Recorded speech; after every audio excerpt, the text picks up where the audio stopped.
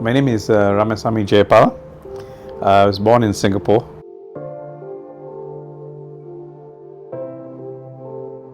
We have 4 firms here.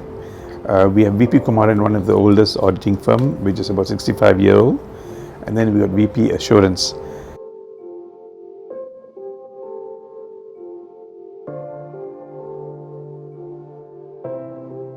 And then we have 2 or 3 other firms that we do a corporate secretary, we do accounting, we do tax, and we do corporate finance. I reach a stage that I get my managers to do the work, so I technically don't do any work now.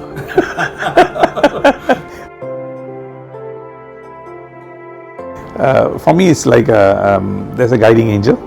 When I get into problem, that angel somehow comes and assists me at the right time. But I can't explain.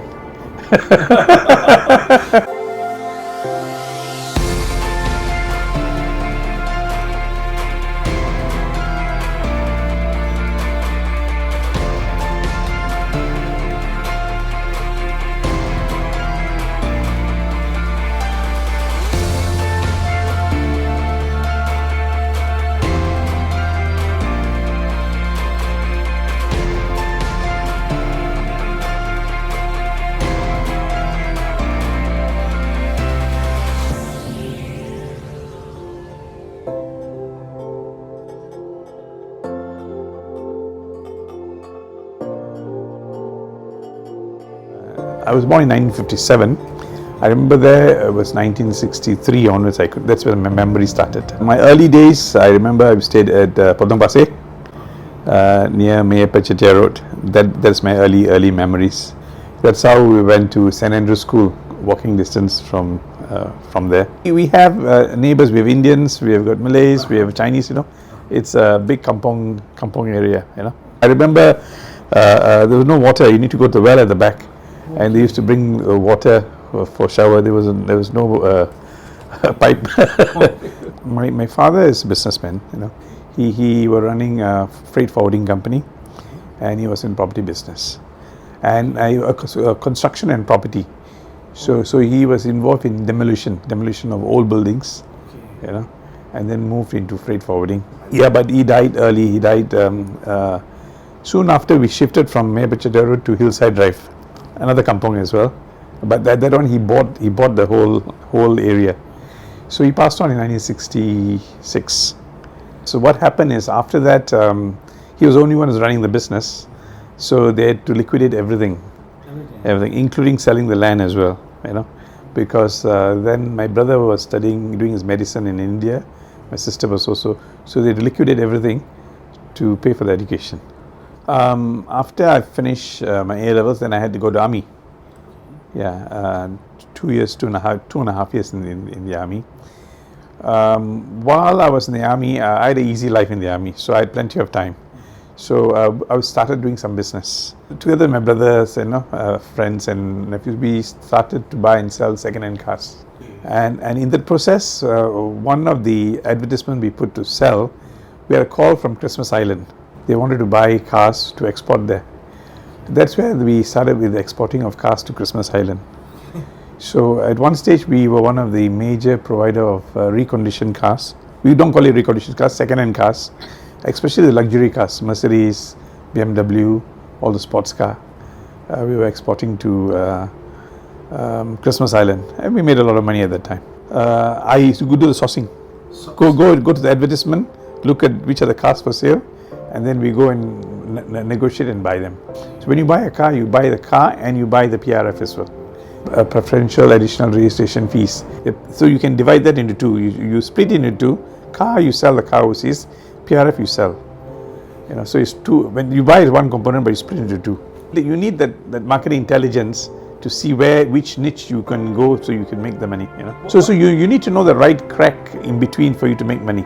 A simple example. When you have the car, you buy the car. Some of them sell you the car at 10,000, but not knowing that the car can be sold for 5,000, the PRF can be sold for 11,000. I think we did that for about 4 years.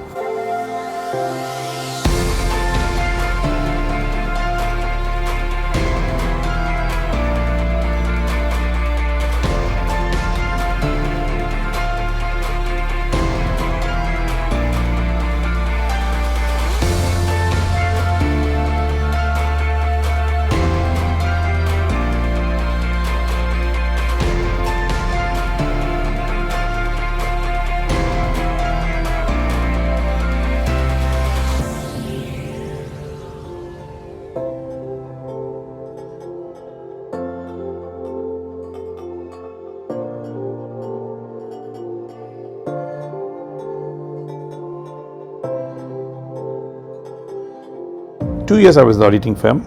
After the first year, I started studying part-time. So in part-time, I found it very difficult to study.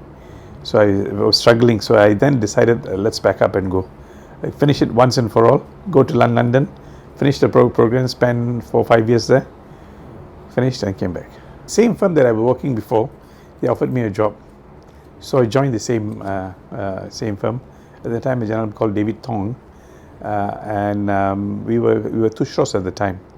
You were, sorry? The company's name is Tushos, international auditing firm. So he offered me a job, so I joined him. And during that period, my passion was taxation.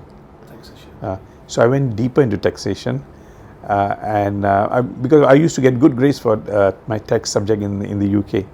So then I came and wrote 4 books on both Singapore tax and Malaysian tax. Published it when I was 30 years old. Yeah. Because of my experience, I was a strategic advisor for a education group, husband-wife team, and they were running education. Something happened, the husband passed away. So the wife approached me because other than the husband, I knew everything about the business because I was giving them the whole strategy.